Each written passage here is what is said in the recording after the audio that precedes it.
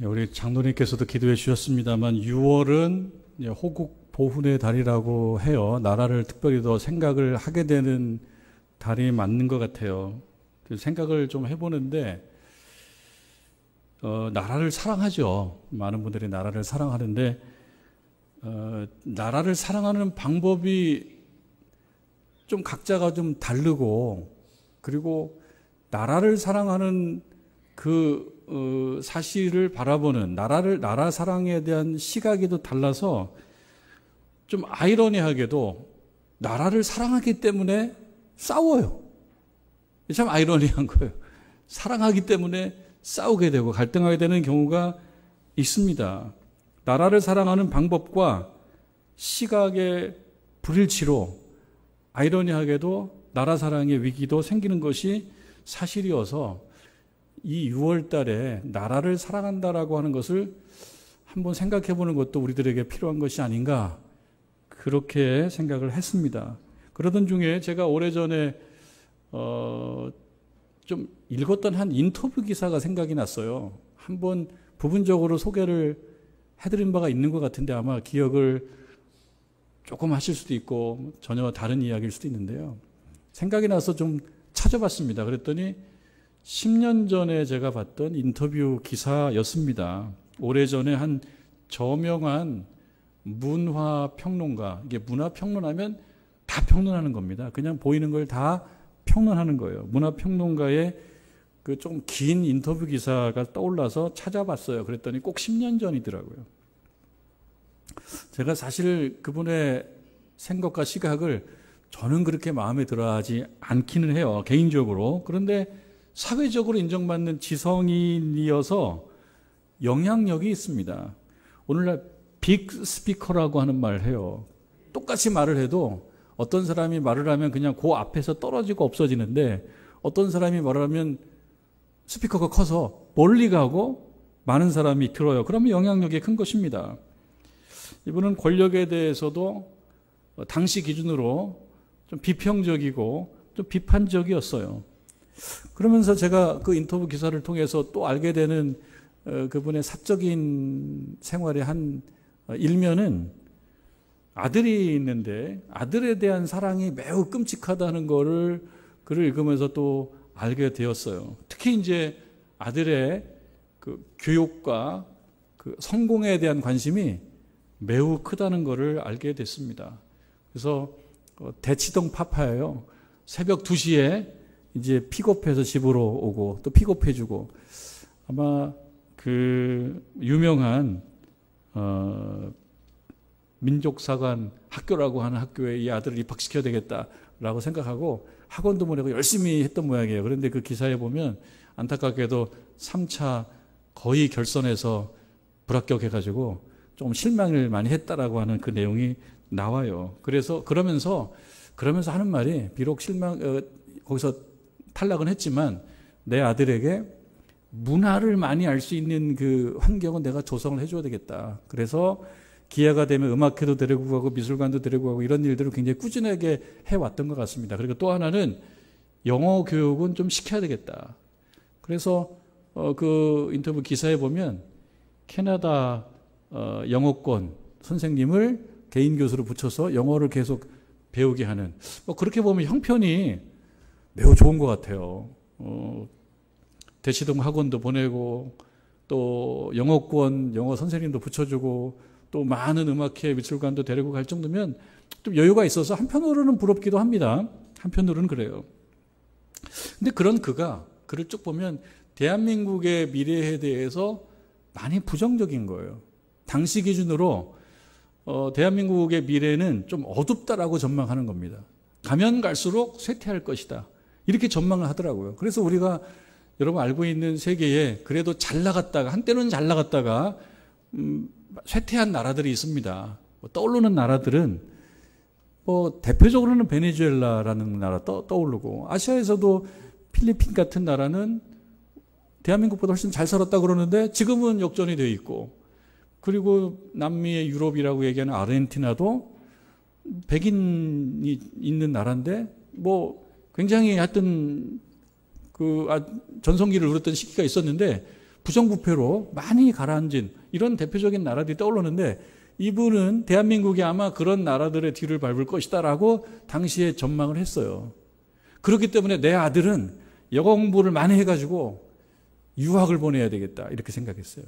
그러니까 아들에게도 유학을 가라. 아빠가 밀어줄 테니까 유학을 가라. 그리고 가능하면 그곳에서 계속 살아라. 왜? 이 나라는 조금 어두우니까. 근데 그러면서도 또 이런 표현도 있어요.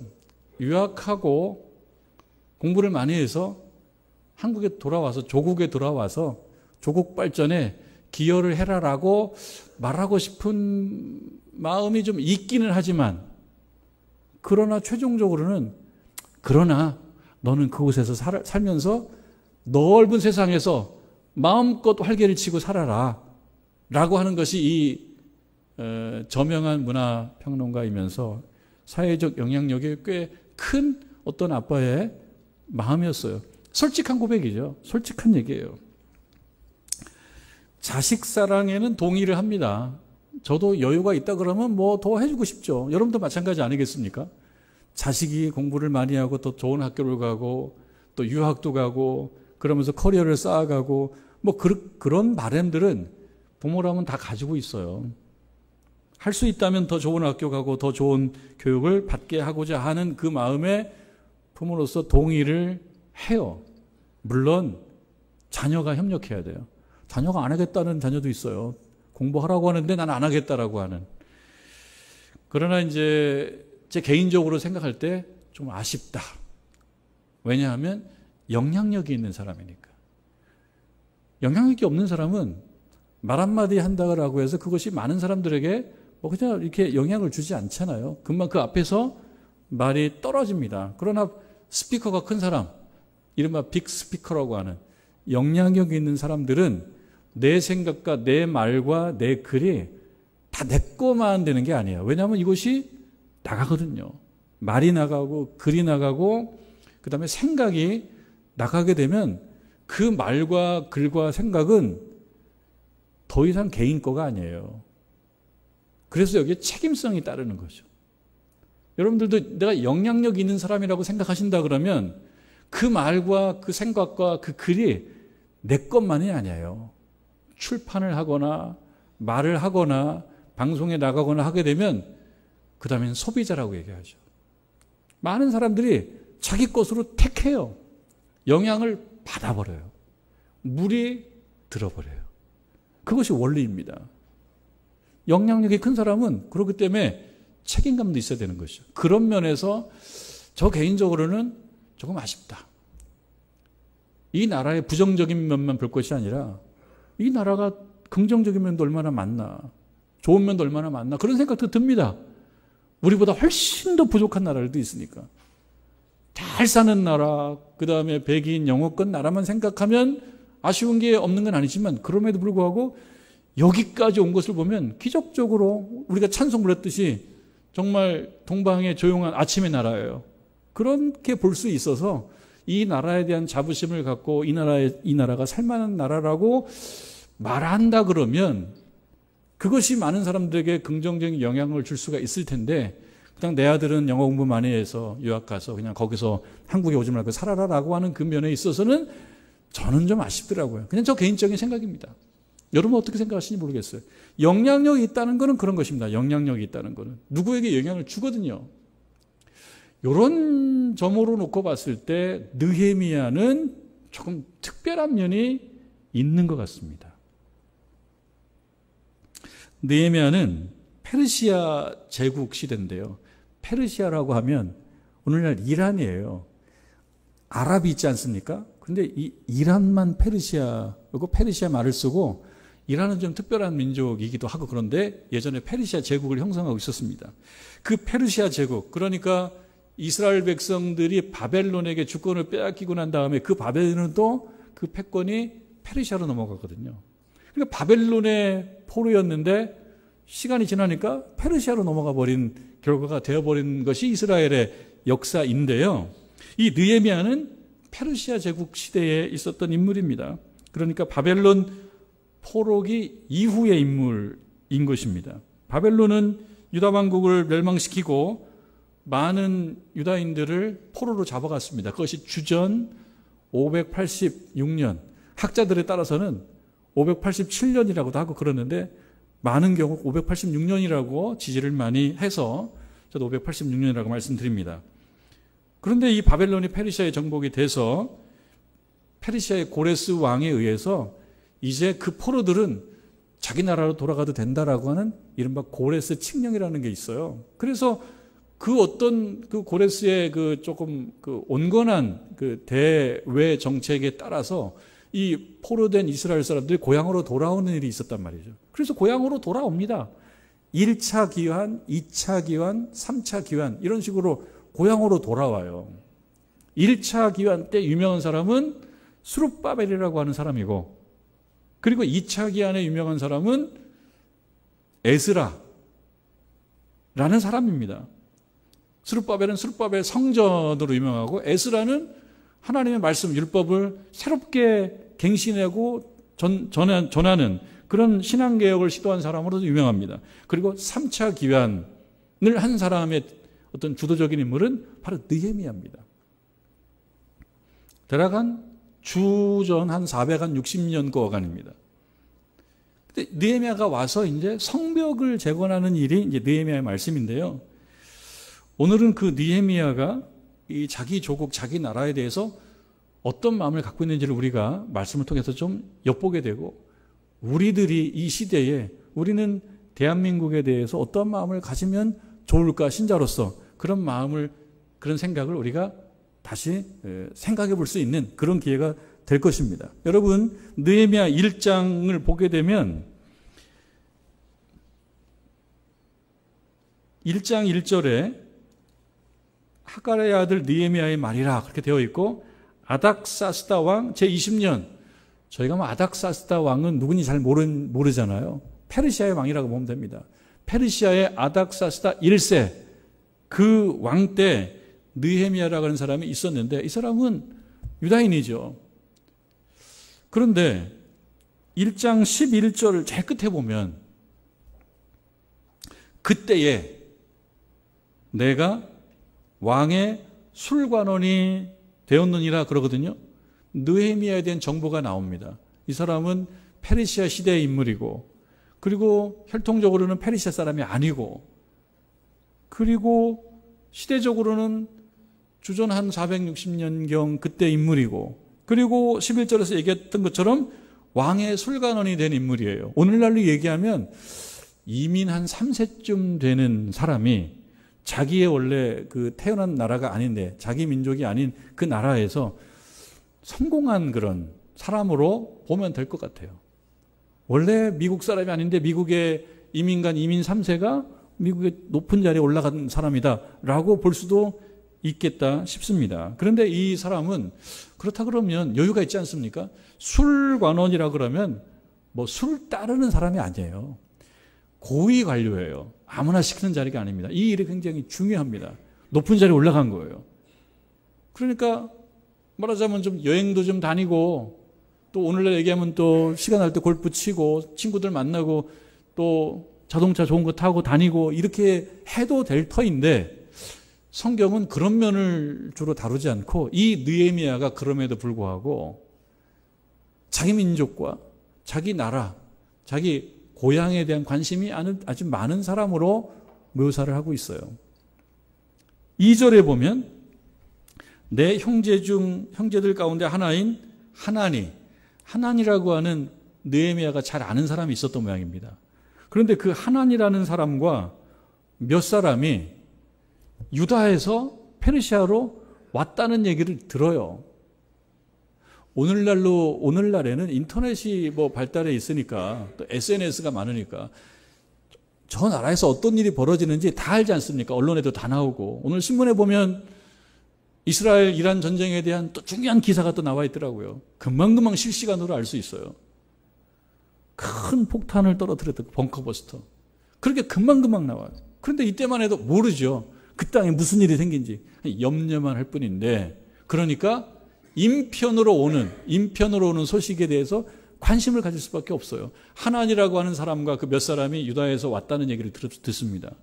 왔나 보다 이렇게 할 수도 있는데 느헤미야의 관심은 자기는 비록 페르시아에서 성공한 관료로 살고 있지만 내 동족, 내 조국, 내 민족에 대한 생각이 강했던 거예요.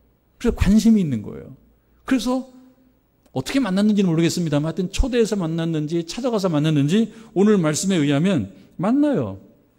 내가 이를 얻기로 내가 그 사로잡힘을 면하고 남아있는 유다에 대한 관심, 그리고 예루살렘 사람들에 대한 형편을 물어봐요. 이 사람들에게. 하나니아하고 그 함께한 동행자에게 물어봅니다. 어떠냐고. 이스라엘 어떠냐고. 예루살렘 어떠냐고. 어떤 상황입니까? 주권을 잃어버렸지 않습니까? 바벨론으로부터 잃어버리고, 그리고 그것이 페르시아로 넘어가고, 근데 페르시아 왕의 어떤 대외 정책에 따라서 또 좋은 기회를 얻어서 고향으로 돌아가서 이제 거기서 새롭게 시작하는데 새로운 시작이죠. 살아남기 위해서 애를 쓰는 거예요. 그러니까 이스라엘 백성들은 가면은 또 교회를 짓고 또 성곽을 또 이렇게 재건하고 이런 일들을 했단 말이죠. 그런데 잘 해나갈 수 있었던 게 아니고 그 땅에 살고 있던 사람들, 말하자면 아수로, 바벨론, 페르시아 정책에 의해서 외부인들이 그 안에 들어가서 또 섞여 살고 있지 않겠습니까? 그리고 거기에 말하자면은 페르시아에 또 관료들이 있지 않겠습니까? 그러니까 주인 행세를 다 할 수가 없어요. 성전 짓는 것도 다 허락을 맡아야 되고 여러 가지 어려운 점들이 많은 거예요. 그래서 어떤가 얘기를 들어보니까 3절에 그들이 내게 이르되 소식을 얘기해줘요. 사로잡힘을 면하고 남아있는 자들, 그냥 겨우 살아가는 자들, 이 사람들이 그 지방 거기에서 큰 환난을 당하고 있다. 이 환난의 내용을 정확히 알 수는 없죠. 그러나 자유롭게 행하지 못하고 길을 펴지 못하고 그 다음에 하고자 하는 일들을 하지 못하고 또 유대인들로서 어떤 예배 생활과 자신들의 어떤 민족을 위한 어떤 활동들 제대로 하지 못하고 그래서 무시받고 이런 일들이 있지 않겠습니까? 큰 환난을 당하고 능욕을 받으며, 그러니까 우리가 구체적으로는 알 수 없지만 아주 피폐하고 무시받고 이런 생활을 하고 있다는 소식을 들은 거예요. 그리고 또 하나, 예루살렘 성은 허물어졌다. 성문도 불탔다. 그런 이야기를 듣습니다. 4절에 보면은 그런 말이 나오죠. 내가 이 말을 듣고 앉아서 울고 수일 동안 슬퍼하며 하늘의 하나님 앞에 금식하며 기도했다. 이런 말이 나와요. 오늘날에도 우리가 보면은 내가 소속해 있는 집단이나 내가 소속해 있는 팀이나 내가 한때 소속했던 곳에 대한 애착이 있어서 그 팀을, 그 공동체를 응원하는 경우는 참 많습니다. 특별히 오늘날 대한민국 상황을 놓고 보면은 이 스포츠 중에서 야구나 축구는 지역을 연고로 해요, 지역을. 근데 그 지역에서 내가 출생했거나 또 거기서 오래 살았거나 그런 경우라면 응원하는 팀이 거기서 결정되죠. 프로야구로 보면 서울에 사시는 분들은 주로 LG를 응원하더라고요. 왜냐하면 LG가 서울을 연고로 하고 있으니까. 그러나 저기 호남지방과 영남지방과 중부지방을 연고로 하는 팀들이 있거든요. 그러면 그 그것을 고향으로 두고 있는 사람들은 또 그것을 응원해요. 그러니까 야구장이나 축구장 가보면 응원전 드시면, 이게 축구 야구 경기가 아니고 응원전이 더 세요, 요즘에는요. 왜 그렇게 소리 지르고 노래 부르고 그러는지. 그냥 응원전입니다, 응원전. 왜요? 내가 소속돼 있던 내 팀이 이겨야지 기분이 좋은 거예요. 근데 지면은 또 괴로워해요. 안타를 맞고 골을 먹으면 또 머리를 확 쥐어뜯으면서 괴로워해요. 안타까워해요. 그러다가 골을 하나 또 넣으면은 또 홈런을 치면 너무 기분이 좋은 거예요. 자기 동일시가 되는 거죠. 군에 다녀온 남성들은 군 얘기 나오면 좋아합니다. 여성들은 재미가 없습니다. 이 30년, 40년 전에 군 생활하고 전역한 그런 남성들은 또 기회가 되면 한 번쯤 거기 가기 싶어요. 휴가 때 또 거길 또 아내를 데리고 가요 또. 그 아내는 좋아합니까? 여길 왜 왔냐 그러지. 그런데 남자들은 또 한번 가요. 왜? 내가 있었던 곳이니까. 거기에 대한 애착이 있는 거죠. 내가 있었던 곳, 나의 출신지, 나의 동족에 대한 애착이 사람들이 있어서 응원하는 것은 많은 경우 볼 수 있습니다. 그러나 그것이 패배하고 졌다라고 해서 그게 치명적이지 않아요. 뭐 하루 이틀 지나면 뭐 내가 응원한 팀이 질 수도 있는 거죠. 질 수도 있는 거죠. 그 다음에 또 싸우면 되죠. 그런데 나라는 다릅니다. 나라는. 우리가 대한민국에 속해 있지 않습니까? 대한민국이라고 하는 나라는 이거는 매우 중요한 거예요. 전쟁에서 이기라는 게 아니라 이 땅에서 대한민국이 살아남고 또 대한민국이 세계 속에서 어떤 존재감이 있다라고 하는 것은 우리에게도 매우 중요한 거예요. 그래서 그것을 위해서 우리도 늘 응원하고 있습니다. 문제는 그 응원하는 방법이 다르다 보니까 내부적으로 조금 싸우고 이런 좀 아이러니가 있어요.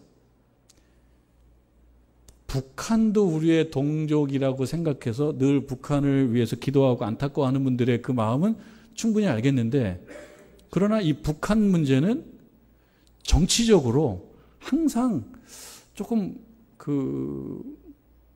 불필요하게 사용될 때가 참 많습니다. 그러니까 여러분 우리는 정치인이 아니지만 정치하는 분들이 권력을 갖고 있을 때와 권력을 갖고 있지 않을 때 입장이 다른 거예요. 왜냐하면 정치 권력을 위해서 필요한 쪽으로 갑니다. 그러니까 정치적인 거죠. 우리들도 때때로 거기에 막 휩쓸려 가는데요. 그러지는 말아야죠. 그러지는 말아야지. 진심으로 그래야죠. 우리 동족이라면 진심으로 그래야죠. 북한 동포들을 생각하기 때문에 이 대한민국 안에서 막 싸우는 것도 괜찮다. 이건 또 아이러니 아니겠습니까? 이 영토 바깥에 있는 어떤 사람들을 위한다고 막 사랑하는 건 좋은데, 그렇기 때문에 내 생각하고 다르면 너는 죽어야 돼, 이렇게 얘기하는 건 엄청난 아이러니 아니겠습니까?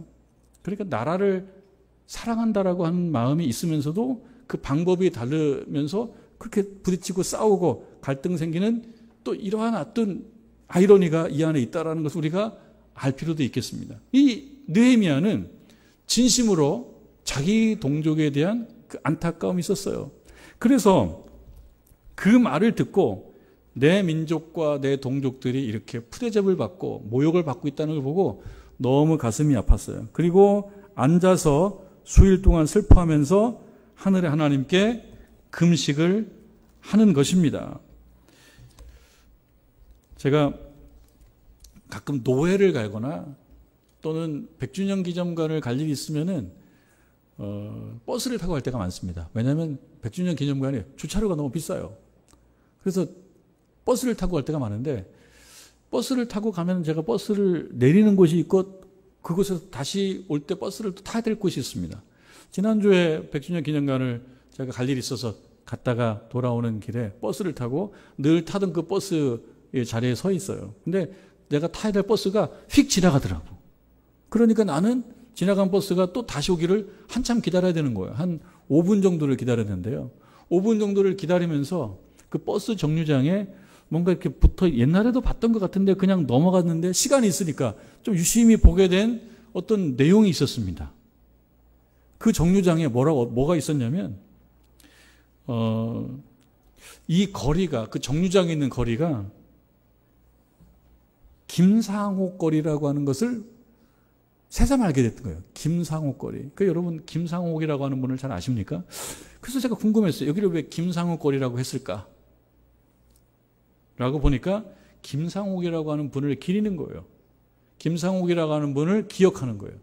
그래서 김상옥이라는 분이 어떤 분인가 찾아보니 이분은 1890년도에 태어나신 분인데 연동교회를 다녔대요.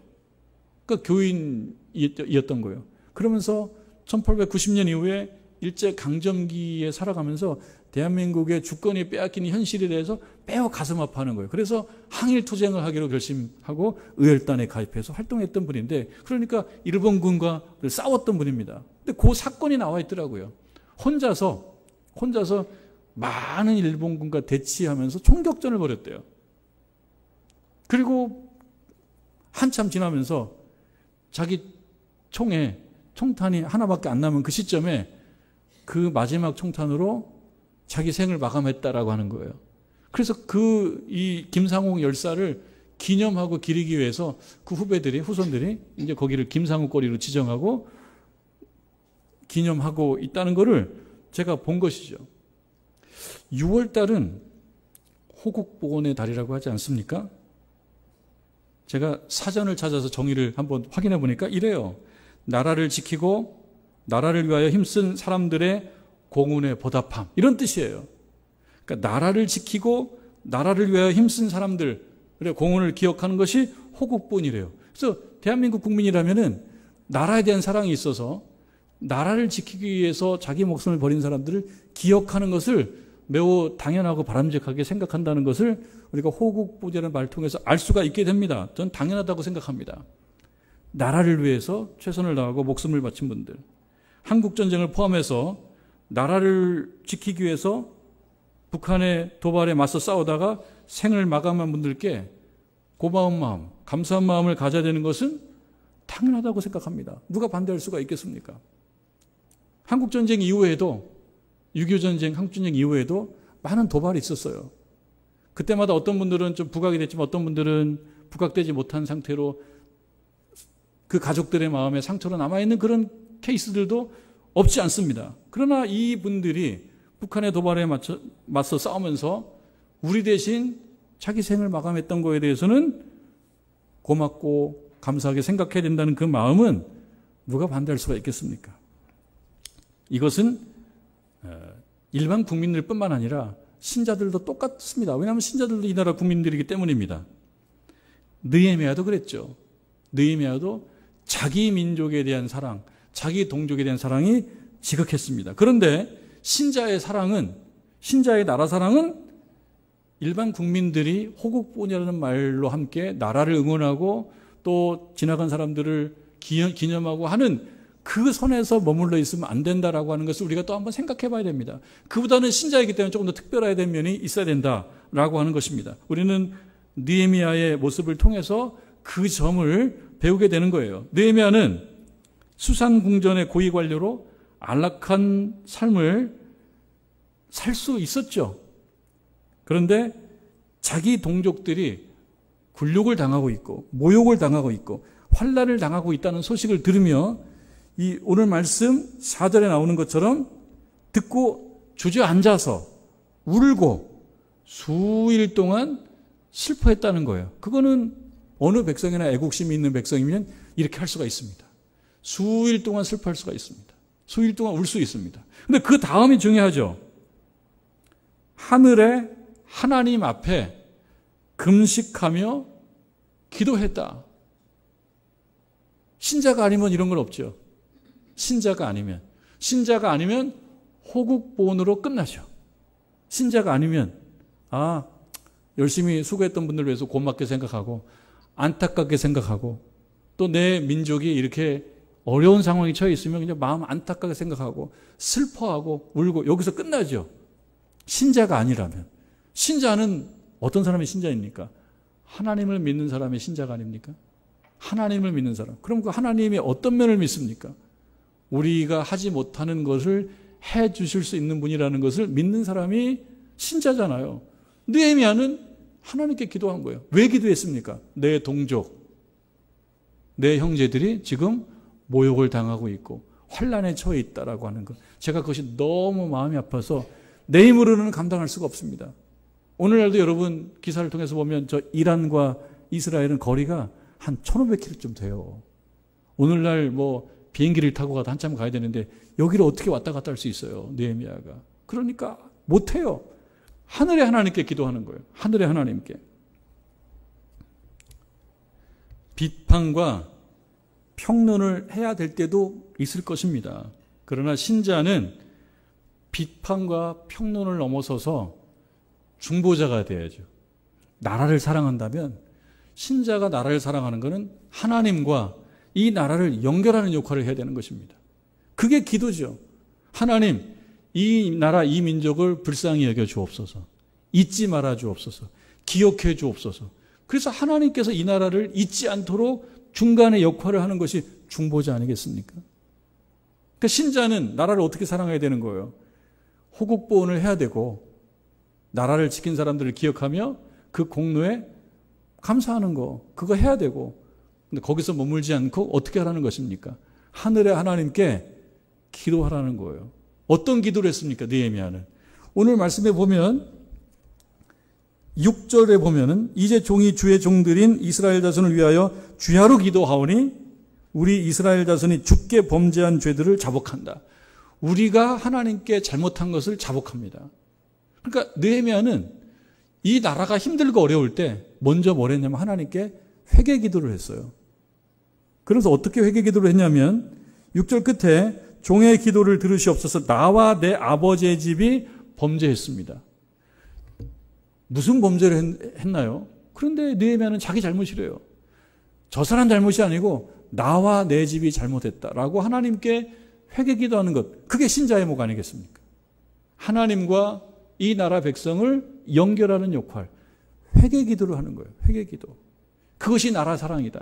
그러니까 우리에게 있어서는 하나님께서 이 나라를 잊지 않고 이 나라를 불쌍히 여겨달라고, 긍휼히 여겨달라고, 하나님께서 대한민국을 긍휼히 여겨달라고, 우리가 늘 힘들고 어렵다고 얘기하는 것으로, 그리고 누가 문제가 있고 누가 잘못하고 정당에 어떤 정당이 잘못하고 어떤 정치인이 잘못하고 개인적으로는 할 수 있으나 개인적으로는 차이가 다 있습니다. 교인들도 다 달라요. 생각들이.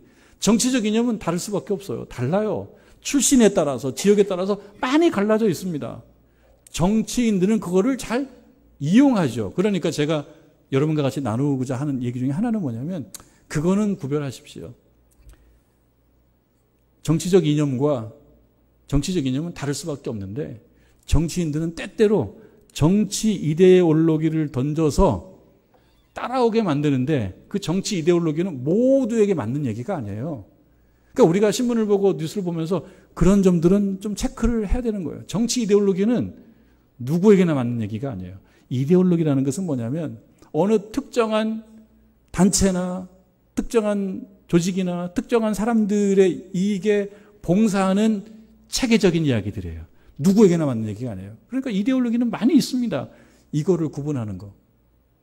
건강한 신념은, 정치적 신념은 각자의 몫이지만 정치 이데올로기는 여러분 구별하셔야 돼요. 우리가 속아 넘어가는 거예요. 근데 그거는 정치적 신념은 다를 수밖에 없단 말이죠. 지역에 따라서. 또는 출신에 따라서. 살아온 배경에 따라서. 그런데 신앙은 같아야 된다. 정치적 신념은 각자의 몫이지만 신앙은 같아야 된다. 같아야 된다는 건 뭡니까? 하나님께서 함께 해주실 때 가능하다는 얘기예요. 하나님께서 함께 해주실 때. 그래서 모두가 하나님 앞에 부족한 것을 고백하는 거예요. 고백하는 거예요. 시간이 좀 갔지만 한 가지 이야기 드리고 마치고자 하는 거는 지난 화요일 날 제2까미노 행사를 했거든요. 그럼 제2까미노 행사를 하면은 정릉제일 은혜의 길 행사예요. 우리가 어디를 가서 같이 걷고 교제하고 그런 시간인데 충남 해미를 다녀왔어요. 충남 해미. 해미 읍성을 좀 걸었습니다. 해미 읍성 걷고 밥도 먹고 그랬는데 제가 가는 분들에게 오늘 점심 식사는 6,000원짜리를 먹습니다. 그랬어요. 6,000원짜리를 먹습니다. 그러니까 가는 분들이 약간 좀 미심쩍어요. 6,000원짜리 밥이 뭐 만족을 줄까? 근데 제가 왜 자신 있게 6,000원짜리 밥이라고 말씀드렸냐면 예전에 제가 거기를 간 적이 있거든요. 혼자서. 제가 개인적으로 가본 적이 있는데 밥이 너무 맛있는 거예요. 그래서 우리 교우들을 10분을 모시고 제가 갔잖아요. 가가지고 6,000원짜리 밥을 먹었어요. 다들 만족해 하더라고요.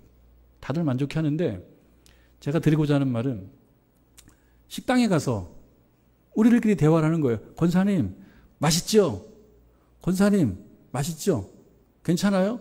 근데 그 권사님이라는 표현을 이 식당 주인이 들은 거예요. 권사님이라는 말을. 그러더니만 저한테 오셔가지고 목사님이시니에요. 그래서 그렇다고. 그러니까 갑자기 저한테 더 겸손해지면서 친절해지면서 이야기를 하시는 거예요. 제가 그럴 줄 알았다고. 이분들이 대화하는 걸 보니까 권사님이라는 말 들으니까 다 교인들인 것 같더라는 거예요. 그래서 한참 이야기를 하고 제 자리에 앉아 있는데 그분이 저를 찾아와서 그 앞에 앉는 거예요. 그래서 목사님 저를 위해서 기도해 달라고 하는 거예요. 그래서 제가 그 권사님 손을 잡고, 그래서 기도하려고 그러니까 손도 잡아달래요. 그래서 손을 잡고 기도를 했어요. 그러면서 그 얘기를 들었는데 그 권사님이 그러는 거예요. 이 식당은 제가 돈을 벌려고 한 게 아니고 사실은 코로나 그 어간에 이 식당을 오픈을 하면서 어떤 생각이 들었냐면 제가 교회 권사인데 어떻게 하면은 전도를 잘할 수 있을까? 그 생각을 했대요. 어떻게 하면 전도를 잘할 수 있을까? 내가 식당을 열어서 사람들이 이곳에 와서 값이 싸고 맛있는 밥을 먹으면 하나님 복음을 전할 수 있지 않을까? 그런 생각으로 식당을 했대요. 힘이 들었대요. 그 교인들도 와서 식사를 하고 모르는 사람도 와서 식사를 하면서 이곳에서 자신을 만나고 복음을 듣고 거기서 제가 6,000원짜리 밥을 참 맛있게 먹은 그것보다도 그 내용이 너무 와닿는 거예요. 아, 참 고맙다. 하나님 나라를 더 넓히기 위해서 식당을 하는 거예요. 그래서 많은 사람들에게 복음을 전하는 거예요. 그리고 즐거움을 주는 거예요. 그 자체로 전도가 많이 됐다는 얘기를 하는 건 아니지만 그래도 지금은 많이 알려졌다는 얘기를 하는 것입니다. 우리가 나라를 사랑하는 방법은 하나님과 이 나라를 어떻게 해요? 만나게 만들어주는 거죠. 여러분들께서 머릿속에 드는 분들 영혼 구원하셔야 됩니다. 그게 나라를 사랑하는 길이에요. 영혼 구원의 그러한 열심을 잊어버리신 분들이라면 다시금 마음에 불을 붙이시기를 바랍니다. 정릉제일교회를 사랑하시고 이 교회를 위해서 기도하시고 대한민국을 사랑하시고 대한민국을 위해서 기도하시고 그러기 위해서 모두를 대신하여 회개 기도하시고 그리고 전도에 열심을 다해서 이 교회가 하나님을 기쁘시게 하는 교회, 이 나라를 부강하게 만드는 교회가 되는 것, 그것이 나라를 사랑하는 신자의 방법이다, 방식이다 라고 하는 사실을 아시고 나라를 사랑하는 하나님 나라를 넓혀주는 저와 여러분 되기를 주님의 이름으로 축원합니다.